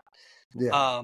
Not that I was thinking of it that way when I set it up, like as a backup, but I'm just saying in general, if it would have came from my strong side, there might have been a chance where I could have got it on camera on the GoPro. Now that's why it's not pitch black. You can see me shoot, but you can't see the deer. Yeah, you need light in the footage. You you wouldn't have even saw that. You wouldn't have even saw that. Is what you need. So I have lighted nocks. It just so happens that all my nocks are dead. So they're not. So I didn't even. You wouldn't have even seen it anyway. You would have maybe see the little zip of the light go by, but So what happened is he's real quick. This is where you and I differ. So just to clarify for the listeners, your GoPro is clipped to your tether, right? If I'm not mistaken. Well, I'm gonna find something different, but for right now, yes, it's facing me. It's on the very, very top of my safety line. Anywhere I move, it follows me. Right. So I know you're not a fan of screwing things into a tree, but you might want to make an exception for this. This is actually probably something that could have helped me, because if it was coming in and it wasn't to my strong side, but it was still behind me on my left side, if I would have swung to shoot it, it probably would have got it, because it would have swung with me. If you screw it into a tree, now you have to move it yourself. So no. So what I have is actually the mount that I have, it screws in, but it's meant for a trail camera. So it has two ball joints on it. So it has the ball joint on the tree side, the bracket that holds it all together, and then a ball joint on the GoPro side. I set it above my head, but I have it in super wide view. So you can see literally my entire body, the tree all the way down the trunk, and everything behind me. What I'm going to lose is super, super off to the side or super, super off to the side. Yeah, I mean, even for me, I mean, you're not going to see that too. But what I did get was you're using it for your footage of you. Well, it's a footage for me, but the way I have it set up, you can also get other stuff. Yeah, so exactly. Because my GoPro is set up for me, even though I had to swing all the way to my weak side that you said you can't get, it still got me, which is what I want the GoPro to do. Mine will get me anywhere that I swing on the tree. My GoPro will get me. What it won't get is the shot anywhere other than like straight behind me. But again, the GoPro is for me. You're not a fan of in-tree interviews. I do it. I don't talk that much. I've done it in the past in other spots. Yeah. But I have some of that stuff. What I personally like to do is I like to paint the picture. Like I'll wake up in the morning, show you me making my breakfast, making coffee, like just a quick not even 30 seconds, like a quick 3-second brewing my coffee, making my breakfast, getting the stuff in the car. I'm giving you an interview on the way to my spot. I'm telling you kind of where I'm looking to go, like not obviously the specific spot, but I'm kind of outlining my strategy for the day. Yeah. When I get probably in the tree, need to do a little bit more of that, but I do have some of the table talk type stuff, the interview type stuff in the tree. And then my thing is what ends up becoming cool is like, especially like for like this year for you have found pretty quick success. I've been struggling this year. I've been riding the struggle bus. But when I finally find that success, I have all of that information to kind of tell the story. Yeah. That ends, you know what I mean? So but you could do that at any time too, right? But for the viewer, just let's be real. I could film me brewing coffee 3 months later if I haven't posted the video yet, and still make you think that I brewed coffee that morning. So I'm not doing that. No, we're not doing that.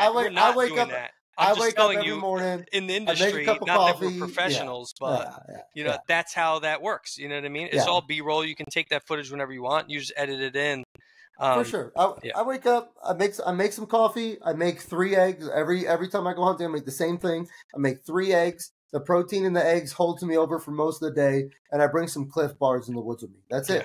And water. That's the way I go. But we're rolling up on an hour. We're just over an hour and a half. So go ahead, finish up your story, and we'll wrap this up. So he's coming in from the north. I need him to go left. He goes right. Camera's full. I got the GoPro on me. It's last light. I got like 2 minutes left to shoot this deer. To my right, which is where he's coming from, there's like one branch that goes out, and then there's like a grapevine that's hanging down from it. So it's like I have no shot until he's 90 degrees to my right. So I get set up, I spin around, I've got the seatbelt thing going on, right? I've got my saddle strap over my shoulder. I'm back. I get swung. I draw the bow back, and I'm at full draw.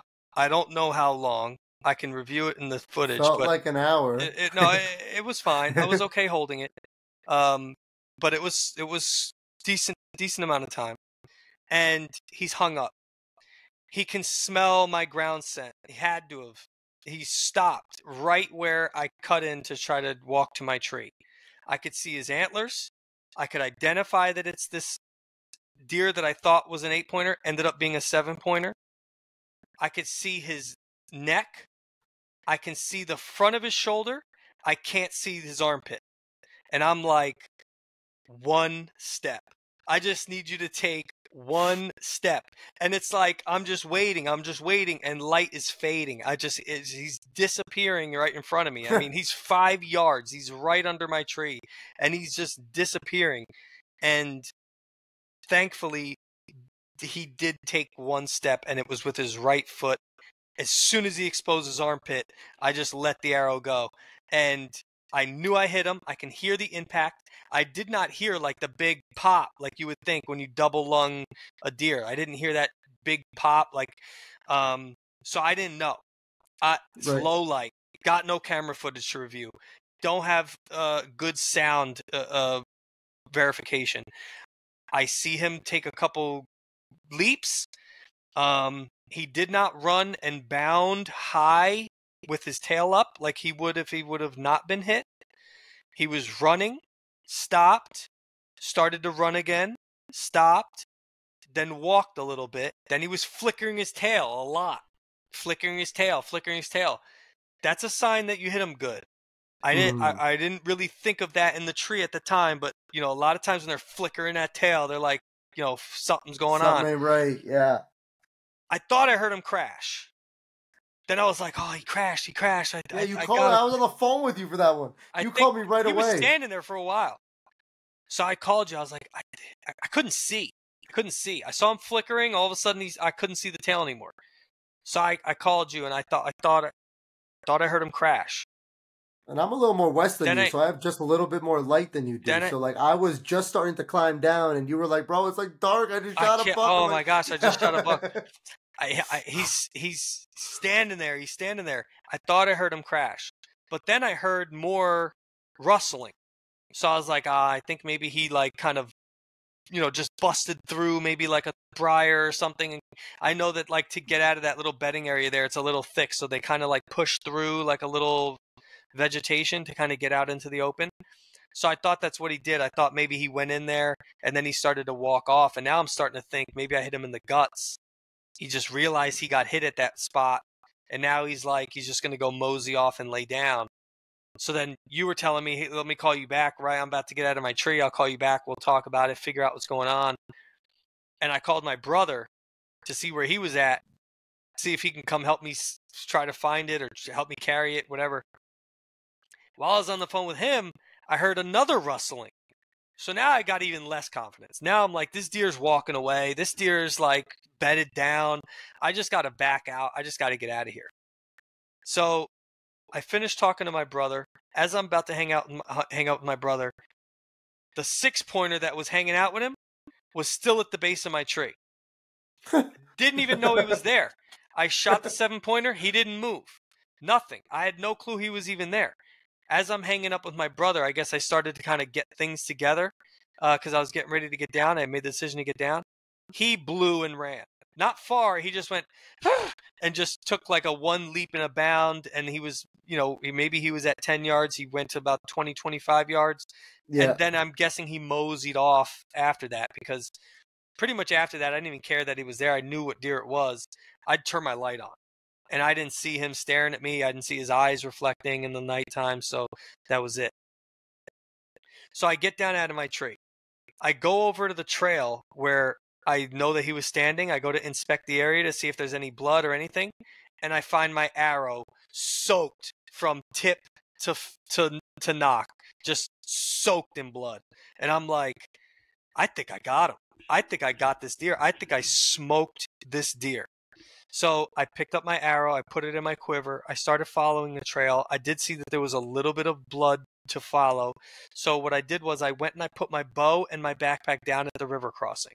And I came back to the initial spot where the blood trail started. And I started to follow his blood trail. Very little bit of blood to start. I mean, very hard to follow. There was multiple. There was and you had a pass through. Full pass through, straight down, one lung, and perfect heart punch. That's what I'm saying. I wasn't going to give that up, but and it's fine. I mean, I'm going to get to the point because again, I'm trying to finish up the story. Heart, and you were 5 feet. He was 5 yards away. You 5 yards away, basically straight down. And no, I can't believe that. Straight up in the ground, went through him and into the dirt. That's insane. And no blood. That's there crazy. You go with the 300 arrow and the gold tip. You know what I mean? That's like right. what George was telling us. There you go, George. I mean, straight pass through, boom. Couldn't have been a better shot. The blood was actually really spotty to start off.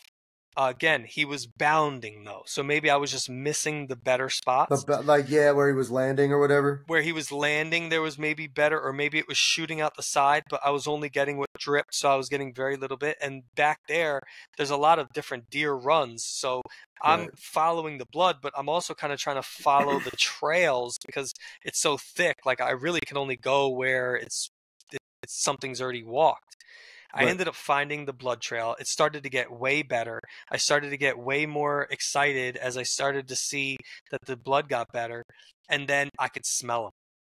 I could smell that musty, thick urine smell that, it's just... Were his glands brown yet or no? His glands were not as brown as I thought they would be for as bad as he smelled. The deer I saw either. They were almost perfectly white.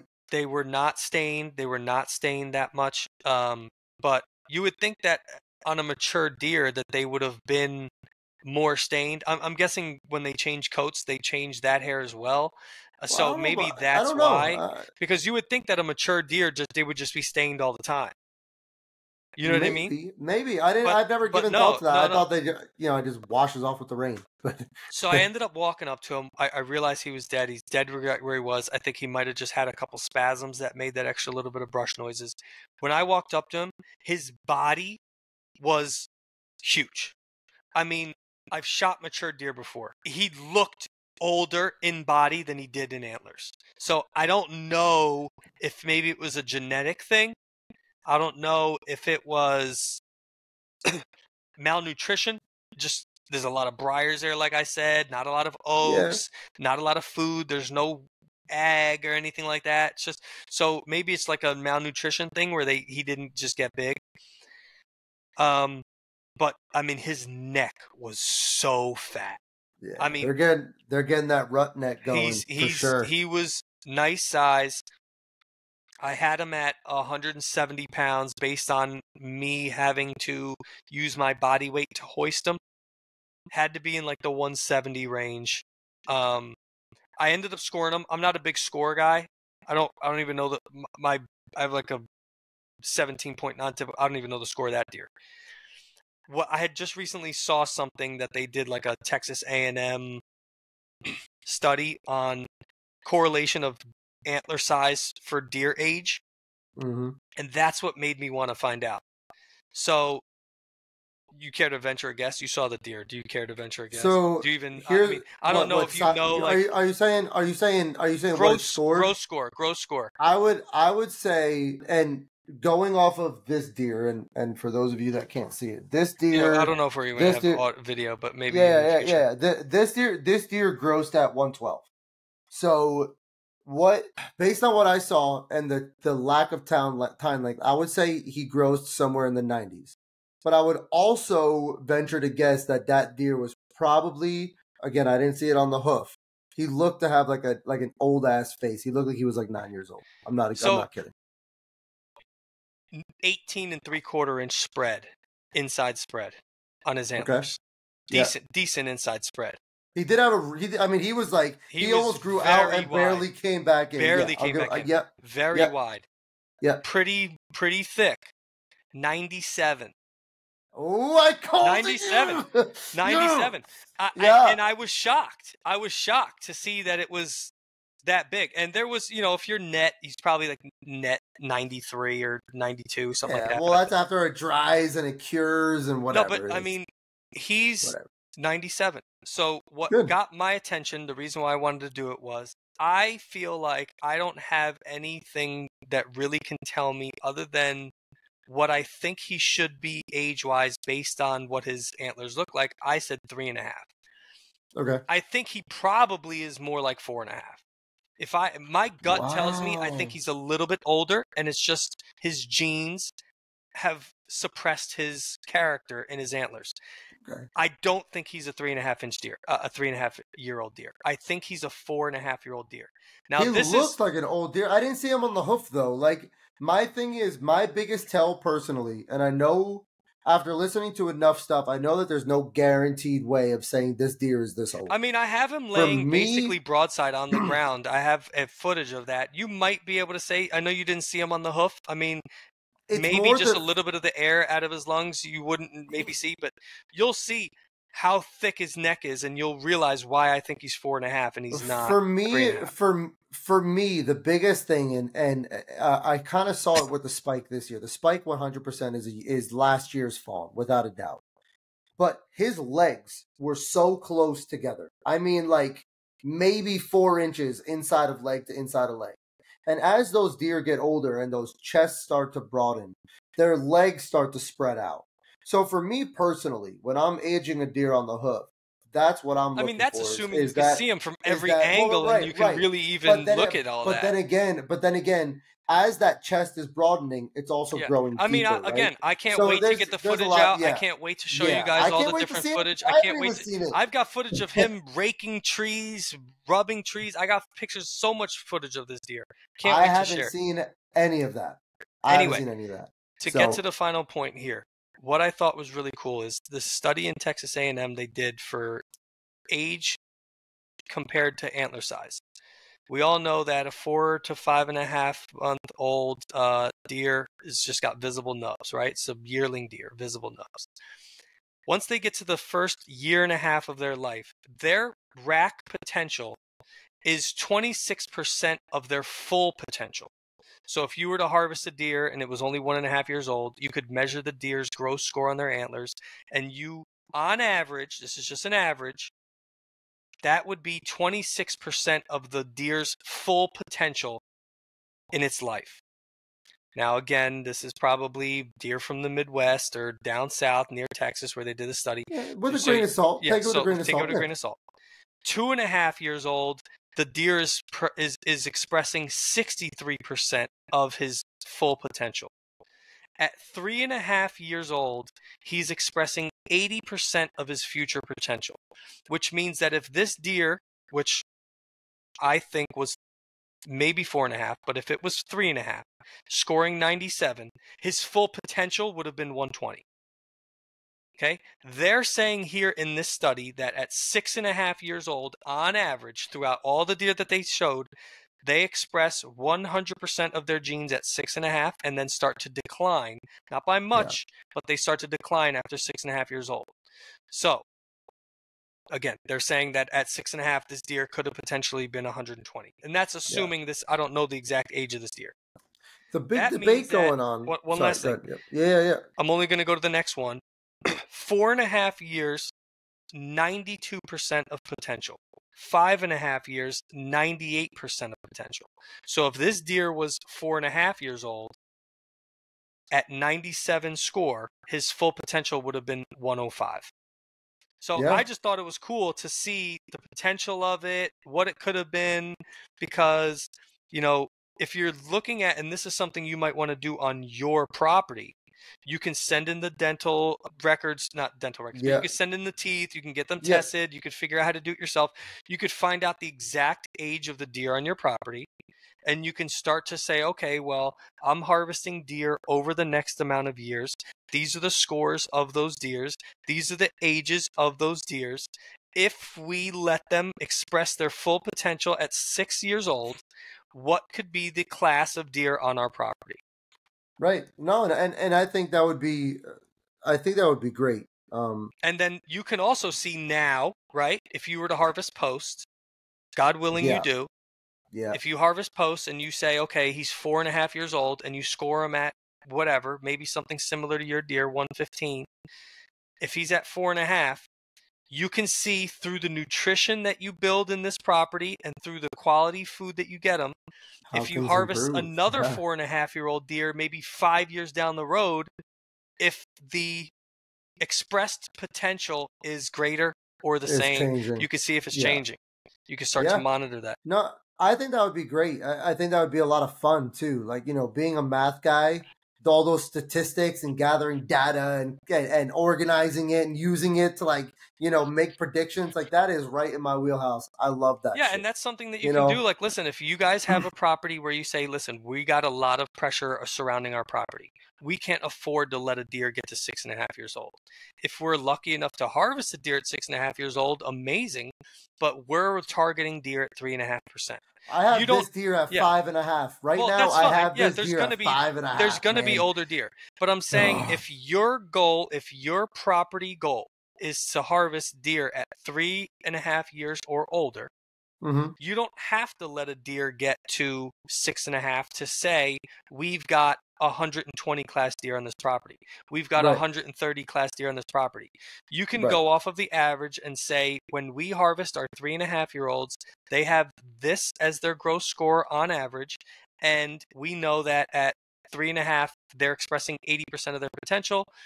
On average, our deer, if they get to 6.5% or 6.5 years old, would be in the 140 class or whatever, and then you could say my property produces 140 class deer. Yeah, and the truth is, if you're truly managing properly, especially in a state like New York where max you can shoot $2 a year, if your management goal is 3.5, you are going to have 4.5 slip through. If your management goal is 4.5, you're going to have 5.5 slip through, and so on and so forth. And the big debate right now is, what is that management goal? Is it 4.5 or 5.5? I listen to enough management podcasts to know, like, there are probably equal people on both sides, and I see both ends of it. I mean, 4.5 is 1 year sooner. Are you a trophy hunter? Because at 4.5 years old, they're expressing 92% of their potential. I think anyone who's managing their property. Do you know how much bigger a deer is going to be from 92% of its expressed potential to 100% of its expressed potential? But here's the thing: a couple inches, maybe a little bit of mass. It depends on the potential. Oh yeah, the higher the potential, the more 8% matters. Yeah, exactly. You know what I mean? My computer's about to die, so we need to. Yeah. So it's all good. I'm real excited to see what the future brings. This year has been a fucking struggle for me. We need to find me a deer because I'm hurting. I'm hurting a little bit. Catch a deer yet? So yeah. Catch a deer yet? Catch your deer yet? No, I have not. So guys, we want to thank you so much for listening in. Hopefully you found some valuable information to take into the October lull and hopefully make it not so much of a lull. Angelo has brought some success again. He seems to be carrying this team this year. So he's got a trifecta, baby. No, he's got a New Jersey trifecta right now. He needs to step out to the other states right now. So as always, guys. By the way, Bear is open in New Jersey starting today. Yeah. Mitchell. Oh my goodness, what's his last name? Oh, Shirk. Mitchell Shirk from the Pennsylvania Woodsman, I think it's called. Good luck this week. You and I have been talking. He's hunting Sussex right now, actually. So we're hoping to maybe get together with him for a hunt this year. Stay tuned for that one. If you like what you heard today, if you found some value in what you heard, please take the time. 30 seconds, leave us a review on Apple Podcasts, leave a 5-star written review, and on Spotify podcast, just a good old-fashioned 5-star review will do. We want to thank you so much for making it to the end of the episode. God bless, have a great week, and until next time, remember, success is just a commitment away. Peace. See ya.